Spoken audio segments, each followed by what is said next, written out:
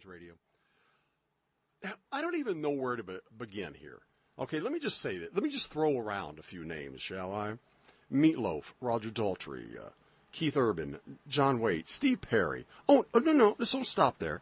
Little Richard, Black Sabbath, Joe Cocker, Tina Turner, Robert Plant, Cheap Trick, and shall I go on and on and on?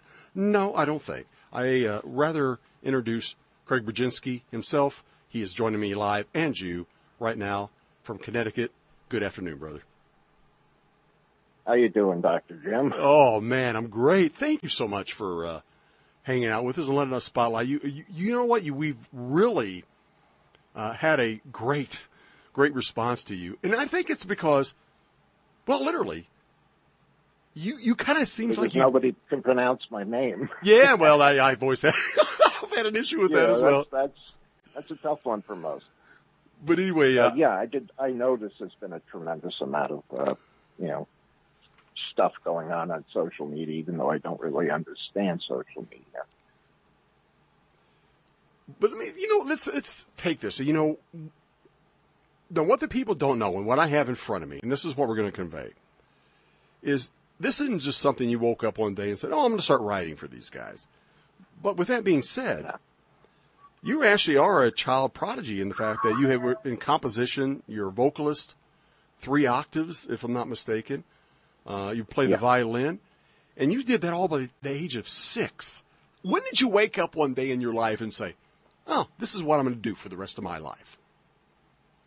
Well, I was a big fan of movies, and I used to watch the musicals, and Gene Kelly and Danny Kaye, and I always wanted to be, in, entertainment in some way, and I just started putting together songs when I was 4 years old. I started playing the violin, and I didn't know what a prodigy was. I was a little kid. Sure.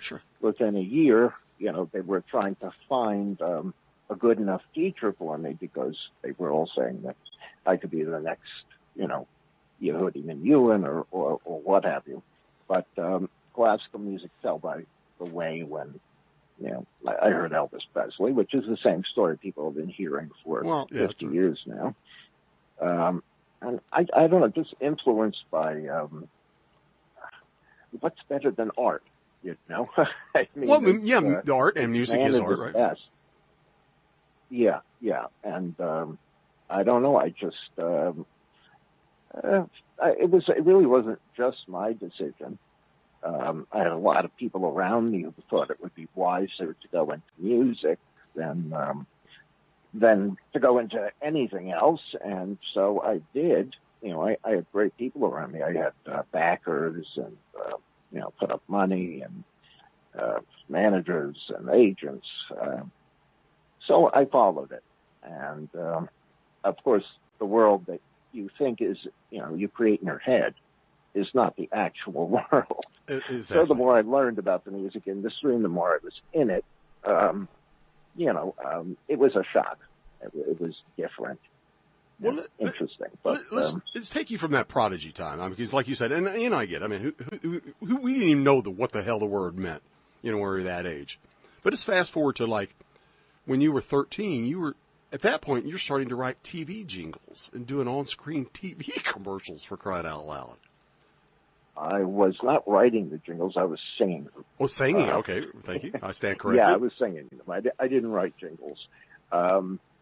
I don't know how they do that. Believe me, the few guys who know how to do that are masters of their art. But I sang this. I was still a kid. To me, this was all. Oh, that's neat. I see myself on the television. I see myself in magazines, etc. And it's only when you start to hit 20 that you go, "Oh God, what have I done?" Is that what you thought?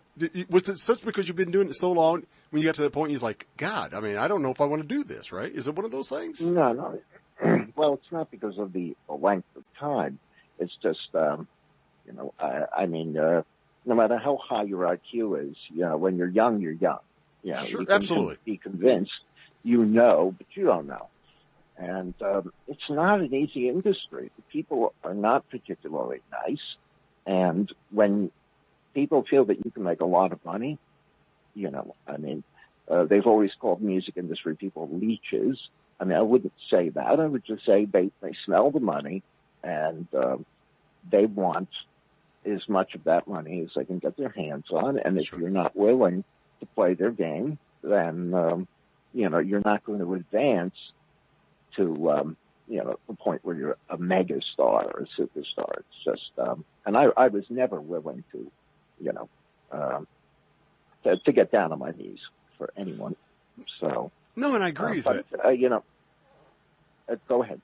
No, I was just going to say, and I agree wholeheartedly with that. The fact is, but when you were 17 years old, you actually signed a recording and publishing deal with Columbia Jet Records. Oh yeah. Well, Don Arden, who owned Jet Records, was a lovely man, and of course, he's legendary, and he has books out on him, and people say not nice things about him, and some of them are true, but he was always wonderful to me. And, he knew talent, and he signed talent. He was a person with great ears, just as Clive Davis or Amadou Dinar. And, so he signed me. And, but unfortunately he was having serious personal problems, and, that affected the entire record company, Jet and Columbia. And, a record never went out on the shelves. And I didn't make a stink about it. I was happy. Don, got me a lot of work. I was 17 years old, and I'm writing for Little Richard. And, the guys from Sabbath and, oh God, I can remember the name. Well, no, I'm sitting here, Tina Turner, Robert Plant, Trick Nashley. Tina Turner. Plant came later. He wasn't on that label. Air Supply, and don't kick me for that one. No, actually, I mean, things like that. My wife, big groups, big acts. My wife, Vicki Lynn, is a huge Air Supply fan, so yeah, she'll be. I'm sure she's smiling now because I'm sure she's listening to the interview. But my keyboard player actually on a lot of those cuts is the keyboard player from Air Supply. That's Ken Rarick, a magnificent keyboard player, and he was in Air Supply for many years. Now, what a lot of people don't realize, and you and I have had the opportunity to communicate offline, or off air, I should say, is the fact that you're also a big fan of James Dean, the actor James Dean. Oh God, yes. Yeah. And my wife. Yeah, I'm a fanatic. My wife was born in Fairmount, Indiana. And by the way, guys around the world, that's where James Dean was from and went to school in Fairmount, Indiana. And he actually sent some photographs, by the way. I'm gonna tell this one. Craig sent me some photographs of him in front of James Dean's home. And you told me, your wife would get a kick out of it. I said, is this, because you believe it or not, I've not been there. I said, he said, absolutely, that's the place. Yeah, I used to drive 14 hours at least once a year out to Fairmount, Indiana, and go pay my respects, spend a few days there. I always brought a friend or two, and it's a great place. It's beautiful. Yeah, it's what we call just good old... Back in time. Yeah, it is. It's just like, just a good old, what we call here Mid-America. I mean, just a little simple community. But this is where, though, I'm intrigued by you, Craig, from the fact that, you started off, and like you said, we already talked about that. You were a prodigy. For some reason, it just all came naturally to you. Then you get to the point in your life, which we've already talked, that, maybe I don't even want to do this anymore. Then you fast forward, and now you're making a living. Now you're saying, I want to give back. So you start doing audiobooks, poetry, with some of the biggest names literally in the world. I want you to name drop all the people you got to do that with. Oh, well, I've got, I knew Catherine Hepburn, so Kate, was on immediately. And once you have Catherine Hepburn, nobody on the planet could get her to do anything. She had retired. So When people heard that Katharine Hepburn was doing the project, then suddenly Kirk Douglas, Jeremy Irons, Michael York, William Shatner, and Leonard Nimoy, and Patrick Stewart from the Star Trek, movies. Wow. John Hurt, who just passed recently. Just Michael Caine. And a lot of people who didn't even end up on the recording. Sir John Gielgud. I mean, just an amazing array of brilliant actors and actresses. The great Julie Harris, who, of course, starred with James Dean in East of Eden. And she was a good friend. I would do gardening with her, How cool is that? Dickinson. Excuse me? I said, how cool is that to be able to, now that you look back, say, It's unbelievable. Yeah, I'm still a fan. I always will be. And just to be, sitting there having regular conversations, and she would leave the door unlocked because she had to run out and get something, so I would just show up and let myself in. It's bizarre, it never sinks in, because you're just sitting there looking at, someone who starred with James Dean, or someone like Katharine Hepburn, forget it, Right. She starred with literally everyone. So, they were great projects. I didn't really, leave music. I just came up with these projects. I'd like to keep busy. And at the time I was married, so I had someone to help me with things. And so I just decided to do the project, and it turned into 6 projects and, awards and best-selling and, the whole 9 yards. But the money's always been good, in music. I mean, it's really always, I can't complain. I mean, people who work their butts off for, $35,000 a year. Sure. And I can make that in a weekend. And that's, so I never say, oh, boo-hoo, poor me. Sure. It's not poor me. But back to name dropping, oh, God, I could go on for hours. Pretty much every actor and actress over the age of, 45. I was going to have Heath Ledger, but he was a good friend of mine. We were very close. He passed away. He was going to be on the next batch of recordings. Just everyone said yes. I didn't get any no's. I didn't get a single no. Even David Bowie was going to do it. Wow. Because, he acted too, and it was quite good. It's a star-studded life, or at least it was. But now that it's 2017, a lot of people have passed away. I've lost a ton of friends. So, we get old. That's what happens. It's called the cycle of life, right? Yeah, exactly. And we don't have to like it. No, you're right. But I want to go back, if you don't mind. I want to go back a little bit to to James Dean. The reason I brought that up, besides the commonality of Vicky literally knows the family members to this day of James Dean, but you recorded an album called James Dean's Shoe, but you only released it in Asia and Russia. First of all, it sold over 8 million copies. But why did you only release it there? Well, I was in control of that, and it wasn't Asia and Russia. It was just Japan, Malaysia, Indonesia, the Philippines, and a couple of other places. That particular one.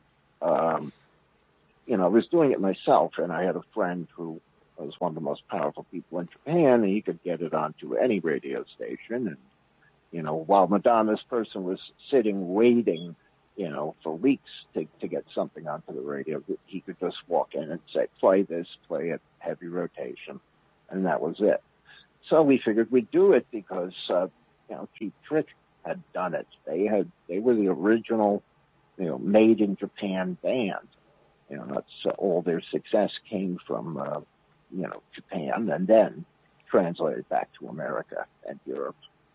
So I tried to copy it, and it did sell a lot of copies, but in Asia, they bootlegged everything. And they were, every week I had a phone call from someone telling me they were at a market and they saw, 6 versions of this. And, it was, my music has always been playing in places where I don't know, and people will tell me. That's the music industry. Now, are we talking about James Dean or are we talking about music? I'm lost. No. Your CD, the James Dean Shoes was released. Yeah. Actually there were 2 CDs, and combined they've sold a little over 14 million. But that's in a long period of time. That's not, they didn't sell 14 million copies in a year. But how many of But how many of us can say we've done 14 million things of anything? Not many people can. That's right. 1 million, yeah. Absolutely. Yeah, I'm a good businessman. I mean, I always have been. I've always been interested in the way, business works. So, I've always been there at the front to make sure that, this is done, that's done. And I don't much mind the bootlegging because it spreads music. It shows you that you have, a larger fan base, than you ever thought possible. So, I say all the power to them back in those days. Now everything's on a computer. So, it's very hard to protect music. It really is. Well, let's go back a little bit. You were talking about Heath Ledger, and you've actually, by the way, ladies and gentlemen, Craig has scored movies such as The Dark Knight with Heath Ledger. How did that whole project come about? That was all he's doing. If you ever go on the IMDb, you'll see that, strangely enough, I'm on, I think, 4. I did 4 projects. Can you tell our listeners what IMDb stands for? Oh yeah, that's the Internet Movie Database. Okay. And it's really a legitimate site because you can't just submit things. You actually, the company actually has to get third-party authentication. So that's a good place to go, to look up movie times and television shows and actors and actresses. Where was I? Oh, yeah. So, I did, I think, 4 Heath movies. And I don't do the, we say it's scoring, but I'm not the scorer.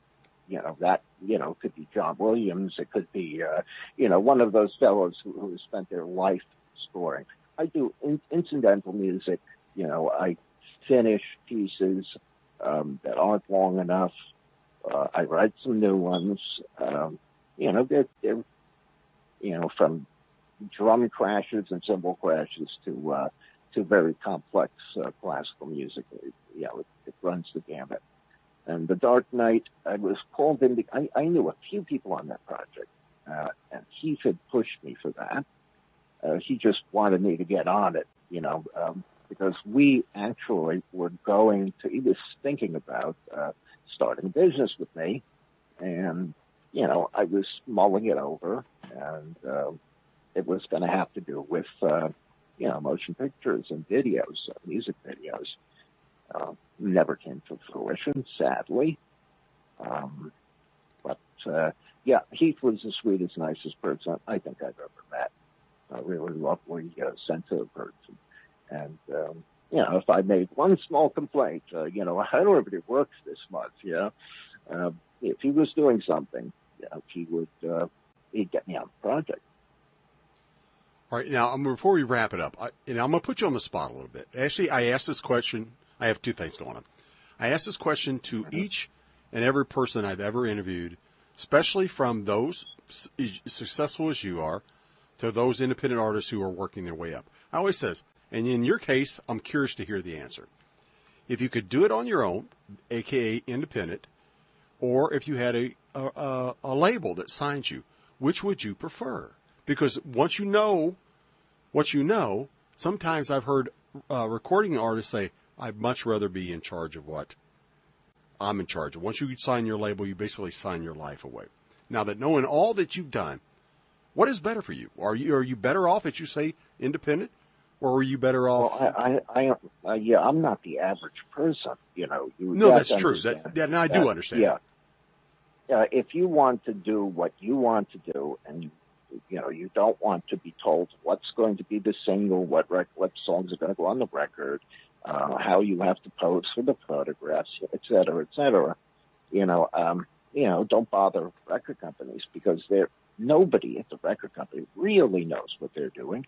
I mean, they know what they're doing, but there's no one there who really knows what's going to be a hit, what's not. The record companies make their money by bombarding people with music. They play songs until, you're ready to drop dead. And sometimes they get lucky, but it's very rare.